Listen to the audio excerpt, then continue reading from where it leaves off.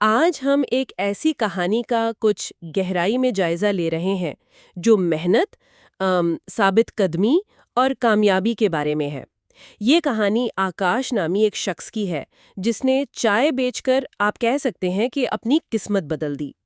ہمارے پاس جو مواد ہے وہ آکاش کی چائے، استقامت اور کامیابی کی کہانی کے عنوان سے کچھ اقتباسات ہیں۔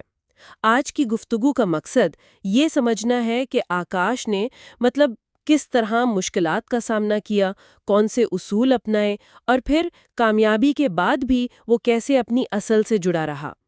ہم خاص طور پر دیکھیں گے کہ استقامت، کام میں معیار کی اہمیت اور کامیابی کے ساتھ عاجزی، یہ چیزیں کتنی اہم ہیں۔ ذرا سوچیں، ایک چھوٹے سے گاؤں کا لڑکا جس کے پاس کچھ خاص نہیں تھا، وہ شہر آ کر ایک مشہور چائے والا کیسے بن گیا؟ آخر اس کی چائے میں ایسا کیا تھا؟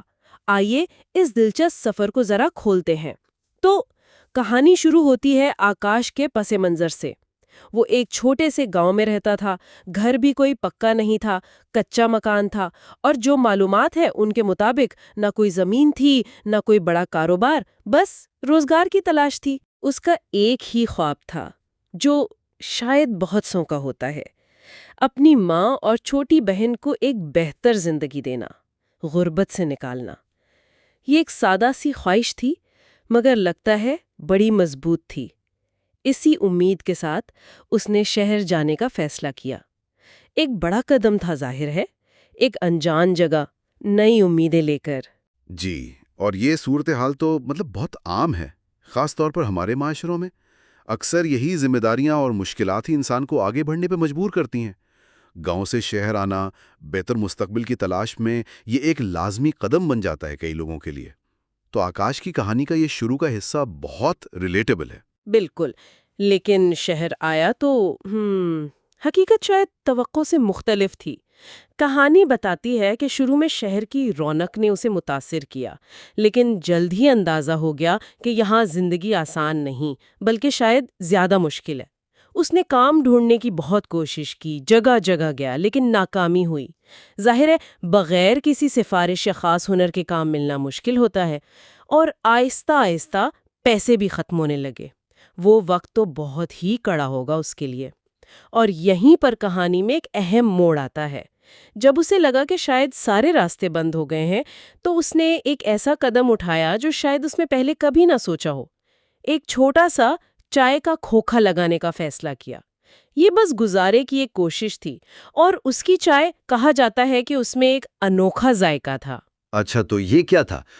صرف پانی، پتی، چینی نہیں تھی؟ ذرائع کہتے ہیں کہ آکاش اس میں اپنی پوری محنت، توجہ اور ایک لگن ڈالتا تھا۔ یہ خیال بڑا دلچسپ ہے نا، کہ جذبہ بھی ایک انگریڈینٹ ہو سکتا ہے۔ لیکن ایسا نہیں کہ کھوکھا لگایا اور فوراً چل پڑا۔ شروع میں یہاں بھی مشکلات تھیں، گاہک نہیں آتے تھے، بس اکا دکا لوگ، یا شاید وہ بھی نہیں۔ یہ بھی ایک آزمائش تھی۔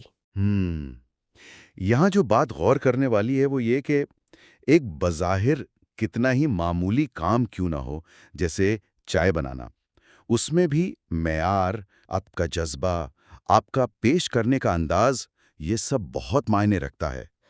آکاش کی وہ محنت اور لگن، یہ شاید وہ خفیہ اجزاء تھے جنہوں نے فرق ڈالا۔ یہ دکھاتا ہے کہ آپ کوئی بھی کام کریں، اگر دل سے کریں، پوری نیت اور کوشش سے، تو اس کا اثر نظر آتا ہے۔ وہ صرف چائے نہیں بیچ رہا تھا، وہ ایک تجربہ دے رہا تھا۔ صحیح کہا آپ نے، وہ غیر محسوس جزو شاید لوگوں تک پہنچ رہا تھا، کیونکہ کہانی آگے بتاتی ہے کہ آہستہ آہستہ حالات بدلے۔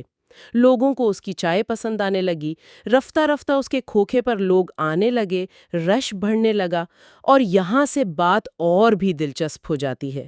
آکاش نے صرف اچھی چائے نہیں بنائی، اس نے اپنے گاہکوں سے ایک رشتہ بنایا۔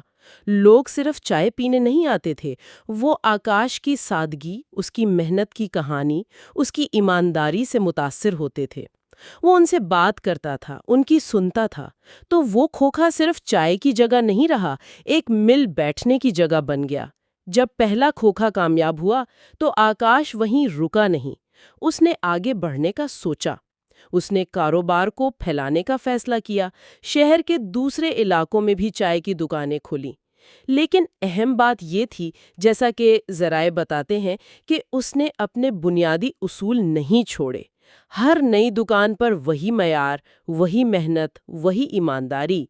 یہ بہت مشکل ہوتا ہے ویسے، کاروبار بڑھاتے ہوئے معیار قائم رکھنا۔ جی بالکل، اسکیلنگ میں اکثر کوالٹی کنٹرول ایک بڑا چیلنج بن جاتا ہے۔ اور دیکھتے ہی دیکھتے آکاش کی چائے صرف چائے نہیں رہی، یہ ایک پہچان بن گئی، ایک برانڈ۔ لوگ اسے چائے والا آکاش کہنے لگے۔ ایک چھوٹے سے کھوکھے سے شروع ہوا سفر ایک بڑے کاروبار تک پہنچ گیا۔ اگر ہم اسے تھوڑا وسیع تناظر میں دیکھیں تو یہ کاروبار کو کامیابی سے اسکیل کرنے کی بہترین مثال ہے، اور ساتھ ہی اپنی کور ویلیوز یعنی بنیادی اقدار کو برقرار رکھنے کی۔ اس نے اپنی ساکھ بنائی تھی محنت، ایمانداری اور معیار پر۔ یہی اس کے برانڈ کی بنیاد بنی، اور جب وہ پھیلا تو اس نے ان بنیادوں کو کمزور نہیں ہونے دیا۔ یہاں وہ جو آج کل بات ہوتی ہے آتھینٹک پرسنل برانڈنگ کی، اس کی طاقت نظر آتی ہے۔ اس نے کچھ بنایا نہیں، جو وہ تھا وہی اس کی پہچان بنا۔ بالکل۔ اور اس ساری محنت کا، اس کامیابی کا نتیجہ؟ آکاش نے اپنا وہ خواب پورا کیا جس کے لیے وہ گاؤں چھوڑ کر آیا تھا۔ ذرائع بتاتے ہیں کہ اس نے اپنی ماں اور بہن کے لیے ایک اچھا بڑا گھر بنوایا، انہیں وہ سب سہولتیں دیں جن کا وہ خواب دیکھتا تھا۔ تو اس کا جو بنیادی مقصد تھا وہ پورا ہوا۔ لیکن اکثر کامیابی انسان کو بدل دیتی ہے نا؟ آکاش کے ساتھ کیا ہوا؟